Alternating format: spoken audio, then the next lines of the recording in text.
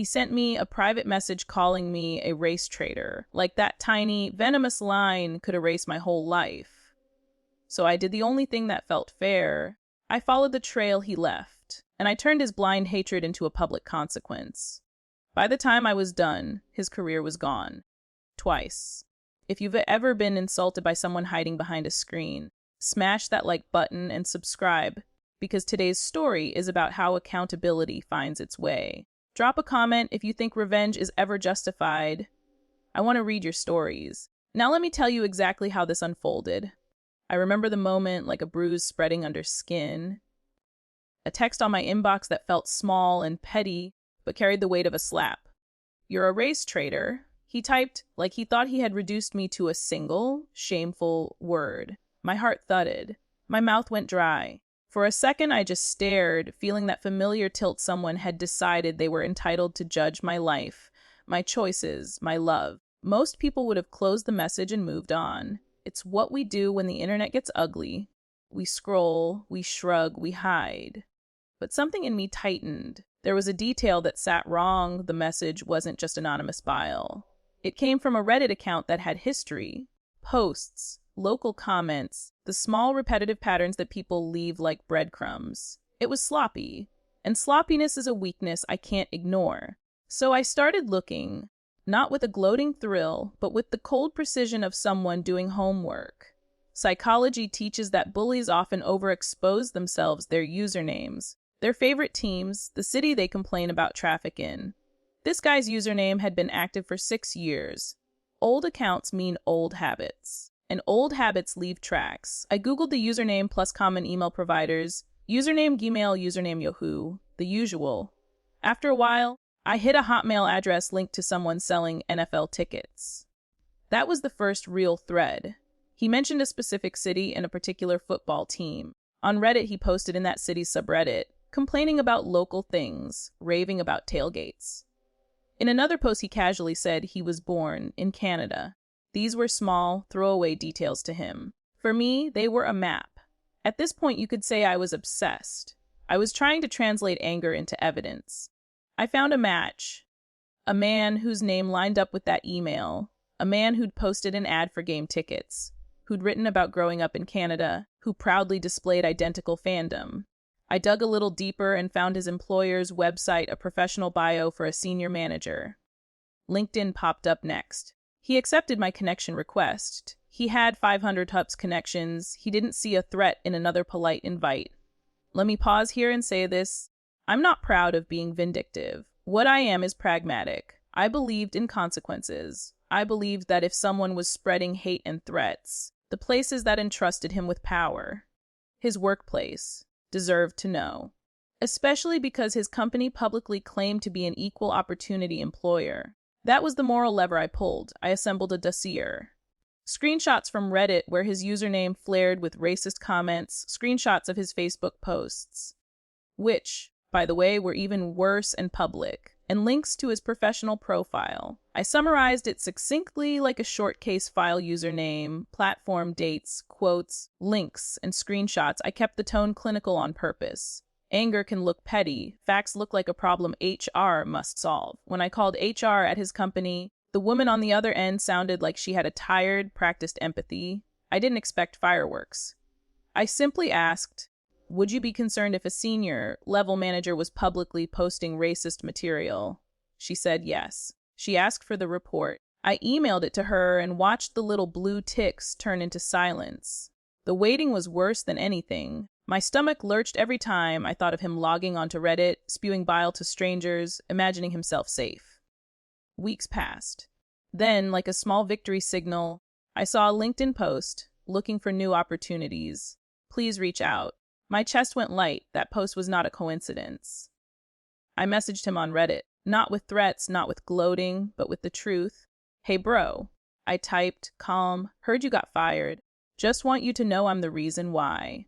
The response was instant and absurdly violent. He threatened to find me, to hurt my spouse, to strangle me. I felt that old immediate human panic, a breath caught in the throat. But I had already anticipated this. Bullies escalate when they feel cornered, because violence is the last resort of those with nothing else. So I reported him to Reddit admins and included his threats. They acted fast and permanently banned his account. Quietly, the internet intervened. But it didn't stop at a ban. I kept watching his LinkedIn. People do strange things when threatened with consequences. Some vanish, some rebuild. He tried the latter. He got another job. He posted again, maybe thinking he'd learned nothing. Maybe convinced the world had short memory. I wasn't willing to leave it at that. I called the HR department of his new employer and had a conversation similar to the first. Except this time, the HR rep sounded different, firmer, and by the cadence I'd guessed, she wasn't someone who would shrug off evidence of racism. She listened, asked for my report, and thanked me. A few weeks later, his LinkedIn was gone. His professional presence, the carefully curated branding that lets people walk into interviews with blithe confidence, evaporated. I don't have a forensic trail that says, he was fired here, then there. Companies don't always talk about disciplinary actions publicly. But I watched the empty spaces. His name no longer appeared on the company's leadership page. His LinkedIn was scrubbed. His Facebook had less. The pattern was clear. Accountability had followed him. A lot of people ask, wasn't it risky? Weren't you exposing yourself? The answer is yes. But there's nuance here. I never doxed him to strangers. I didn't publish his home address or call his family. I collected public evidence and presented it to organizations responsible for hiring and for enforcing company ethics. That's not a vigilante justice story in the take the law into your own hands sense. It's exactly the opposite. It's leveraging institutional systems to deliver consequences institutions claim to care about in the first place. Let me describe a moment that still sits with me, the quiet after his LinkedIn vanished. There was no triumphant trumpet, no celebratory dance. Instead, there was a small, slow settling, like a breath released. I felt relief, not glee. That's important. The revenge didn't feel like revenge in the comic book sense. It felt like an equation balanced. Someone who used his professional veneer as protection for hatred lost that veneer. He had to face the world without the professional armor he'd relied on. What did I learn? First, that people who are loud and cruel online are rarely careful. They leave patterns: a favorite team, a hometown, the same email handle reused in a ticket ad. Second, institutions will act if you bring them credible, documented information, especially when the company publicly commits to principles it cannot legally ignore.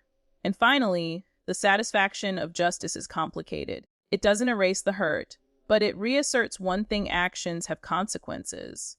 There's also a moral thread worth pulling tight. Revenge always risks sliding into cruelty. That's why I set rules for myself.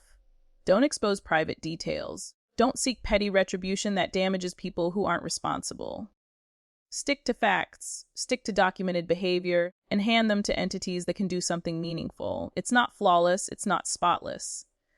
But it felt proportionate and, to my mind, justified. A small aside, after all this, he reached out. Not to apologize, but to threaten again. You'd think being fired twice might bring humility. Instead, he kept pounding on the same door. That's when I realized the deeper truth. He wasn't being cruel because someone had emboldened him. He was cruel because of what lived inside him. And external consequences can't fix internal rot. They can only limit the damage he can do in public. If you want to know the petty, human thought that crossed my head afterward. Yes, I wondered how he would explain 2 terminations on his resume. I wondered if he'd be asked in interviews, why did you leave your last job? And if he'd have to invent a story or finally tell the truth. That tiny image of him fumbling on a phone call with a recruiter made my whole week. But here's the real endpoint. I didn't do this to feel powerful. I did it because someone tried to make me feel diminished. I wanted him to know that his words would not be cost-free.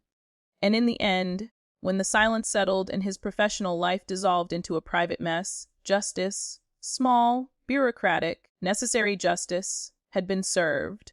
Online cruelty feels weightless until it meets consequences. I didn't set out to ruin him for life. I wanted accountability, and I got it. The world is messy, but sometimes the smallest, most careful acts of justice are the ones that matter.